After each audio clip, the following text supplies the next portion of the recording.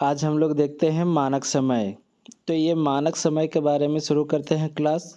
उससे पहले हम लोग ये समझते हैं कि मानक समय होता क्या है।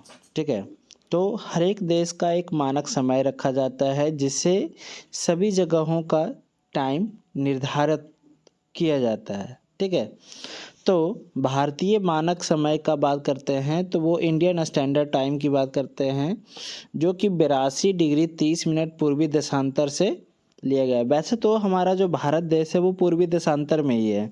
हम लोग ये जानते हैं कि जो पूरा ग्लोब है, ग्लोब को अगर बात करें तो दो भाग में बांटा गया है, एक ईस्ट पार्ट और एक वेस्ट पार्ट। तो ईस्ट पार्ट में हम लोग का इंडिया है। ठीक है, ग्लोब के किस पार्ट में है? ईस्ट पार्ट में। तो इसीलिए हमारा जो भारत है वो पूर्वी देशांतर में पड़ता है और इसका जो स्टैंडर्ड जो टाइम लिया गया है 82 डिग्री 30 मिनट पूर्वी देशांतर से लिया गया है। यह जो देशांतर है प्रयागराज, मिर्ज़ापुर आदि स्थान से होकर गुजरती है। भारतीय मानक समय IST Indian standard time, Greenwich time यानी GMT जो टाइम है उससे अपना जो है 5.5 घंटा आगे है, यानी 5 घंटा 30 मिनट आगे चलता है। ठीक है, अब ये ग्रीनविच मीन टाइम क्या हो गया?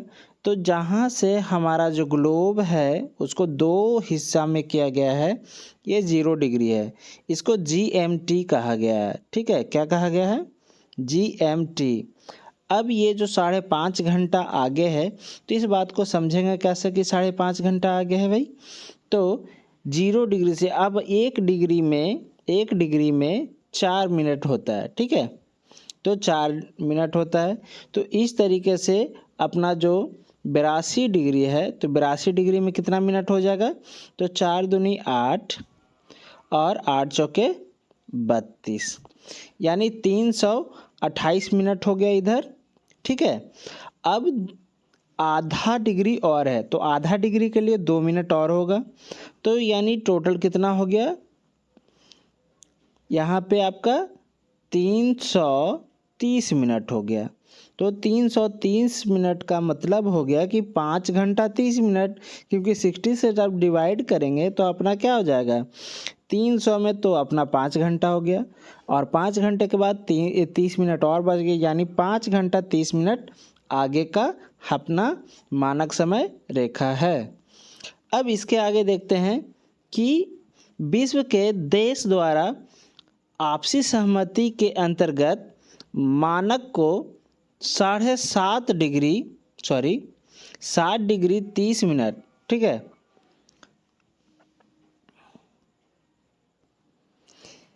के गुणांक के देशांतर में चुना जाता है, के गुणांक के देशांतर में चुना जाता है। भारत के बृहद देशांतरीय विस्तार के कारण गुजरात से अरुणाचल प्रदेश के स्थान में लगभग 2 घंटे का अंतर है। ठीक है, अब ये 2 घंटे का अंतर है, इस बात को समझेंगे। यहाँ पे देखिए, ये अपना मानक समय रेखा है, इंडियन स्टैंडर्ड टाइम है। ठीक है, तो ये जो है यूपी, मध्य प्रदेश, छत्तीसगढ़, उड़ीसा, आंध्र प्रदेश से होते हुए गुजरी है। तो ये कितने राज्य से होकर गुजरी है? तो आंध्र प्रदेश 1, उड़ीसा 2, छत्तीसगढ़ 3, मध्य प्रदेश 4 और उत्तर प्रदेश आपका 5, यानी भारत में 5 राज्य से होकर गुजरी है। ठीक है, जो कि यहाँ पे लिखा हुआ उत्तर प्रदेश, मध्य प्रदेश, छत्तीसगढ़, उड़ीसा, आंध्र प्रदेश, यानी कुल कितने प्रदेश हैं? 5 प्रदेश से होकर भारतीय मानक समय रेखा गुजरी है। GMT 0 डिग्री के पूर्व एवं पश्चिम दोनों ओर 180 डिग्री का देशांतर होता है। अगर ग्लोब को कुछ इस तरीके से देखा जाए तो ये बीच से ये 0 डिग्री होता है और इसके 180 डिग्री ईस्ट में होता है और 180 डिग्री वेस्ट में होता है। ठीक है, तो सभी देश की रेखाएं पृथ्वी को बराबर भागों में बांटती है। ठीक है, सभी देशांतर जो है पृथ्वी को 2 बराबर भाग में बांटती है, चाहे ये 0 डिग्री ले लें या आप 10 डिग्री ले लें तो 10 डिग्री से भी अपना जो पूरा पृथ्वी है उसको 2 भागों में विभाजित किया गया है।